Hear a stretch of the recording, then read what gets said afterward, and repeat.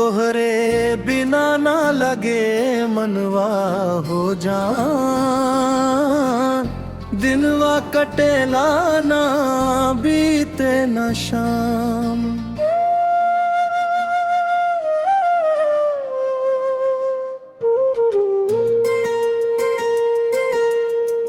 तोहरे अखियां में बसल बा प्यार, तोहरे खातिर धड़केला हमार दिलवा हर बार।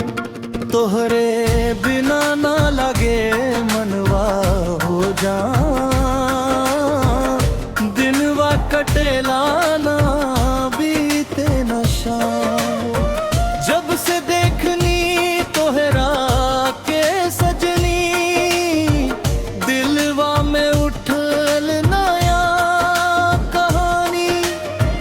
तोहर हंसी लागे चांद के रोशनी, तोहर बातन में बसल मिठास रानी। रोज रोज सपना में आवेलू, प्यार के रंग दिलवा पर छावेलू। तोहरे नाम के धुन गुनगुनाई, रात भर तोहरे याद सताई। मुखड़ा तोहरे बिना ना लगे मनवा हो जाना, दिलवा कटेला ना बीते न शाम।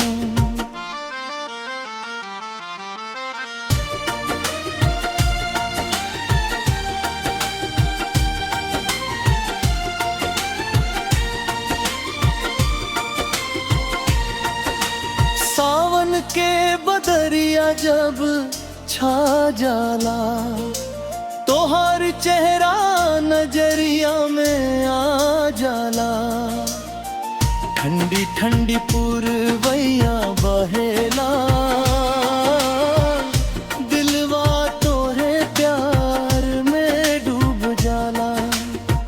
हाथवा में हाथ अगर मिल जाए, जिंदगी के हर खुशी मिल जाए। साथे रहब हम जन्म जन्म तक, ना टूटे ही प्यार के डोरिया एक पल। मुखड़ा तोहरे बिना ना लगे मनवा हो जा, दिलवा कटेला ना बीते न शाम।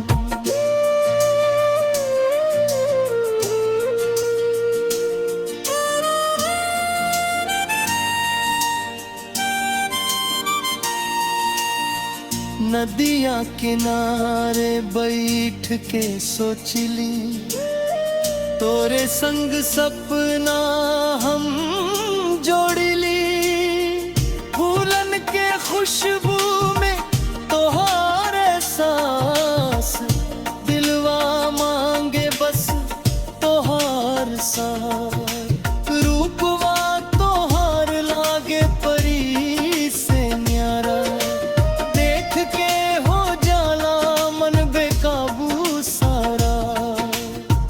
प्यार के दीप दिल ले रोसपदार, तोहरा खातिर दिल तड़पत बा। मुखड़ा तोहरे बिना ना लगे मनवा हो जा, दिनवा कटेला ना बीते न शाम।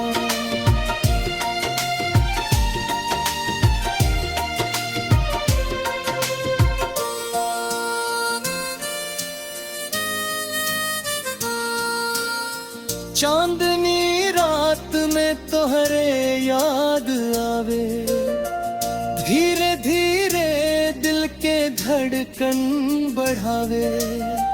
तू ही हमर सपना, तू ही अरमान तो हरे नाम लिखल बाहम जान रब से बस